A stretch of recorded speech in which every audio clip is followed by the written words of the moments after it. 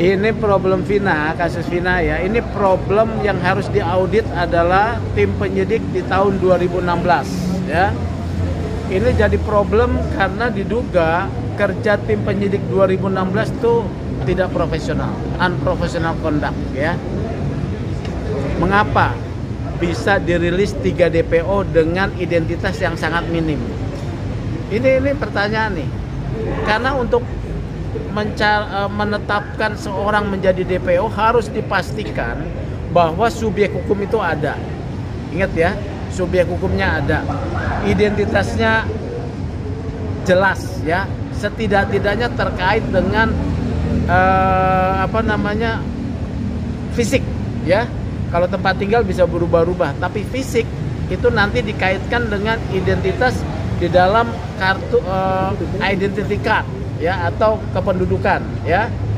Nah, ini dirilis 3 dengan tidak jelas ya, kan 3 itu dengan namanya saja nama pendek ya, bisa juga nama panggilan ini, karena di antara geng itu mana peduli namamu sebetulnya siapa, dipanggilnya Andi, kemudian Peggy, kemudian siapa lagi tuh, satu lagi ya. Ini kan tidak. Nah, sekarang dinyatakan bahwa hanya 1. Kalau benar 1, maka Polri wajib memeriksa tim penyidik di 2016 ya. Siapa tim penyidiknya? Siapa pimpinannya? Ini harus diminta pertanggungjawaban nih. Belum lagi soal-soal ya seperti pernyataan Sakatata, walaupun sudah dipidana ya. Saya mendorong mereka untuk mengajukan PK atau mengajukan upaya pembelaan diri supaya mendapatkan status hukum yang jelas bahwa mereka salah tangkap atau tidak. Tapi terkait Vina ini unprofessional conduct dari awal 2016 terkait 3 ini ya. Jadi gitu. Terkait tersangka yang dia bilang dia difitnah, itu gimana Pak tanggapannya? Jadi gini, seorang tersangka yang diperiksa berhak untuk menyatakan hak bantah, tolak ya, tidak mengaku. Di sini oleh karena itu saya selalu menyatakan Polda Jabar yang disupervisi oleh Barreskrim harus melakukan penegakan hukum yang akuntabel. Apa itu penegakan hukum akuntabel? Profesional ya. Profesional artinya dia mengikuti prosedur-prosedur hukum dan penghormatan hak asasi manusia.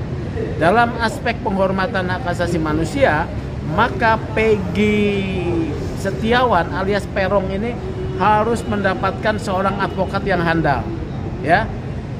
Atau ya, bukan advokat yang abal-abal ya, supaya jelas haknya dibela dengan baik. Yang kedua, Peggy alias Peron dijauhkan dari tindakan-tindakan penekanan, apalagi tindakan fisik yang hanya untuk mendapatkan pengakuan. Kemarin Peggy di depan konferensi pers sudah membantah ya. Artinya memang ini mendorong kepolisian untuk melakukan penegakan hukum secara profesional. Pendekatannya adalah scientific crime investigation, baik melalui prosedur-prosedur maupun pembuktian-pembuktian secara ilmiah. Jadi begitu kuncinya. Bang, kalau menurut Abang, betul ya, jadi itu bisa menjawab bahwa polisi memang menegakkan hukum dengan benar di dalam kasus Vina ini ya. Jadi sudah benar.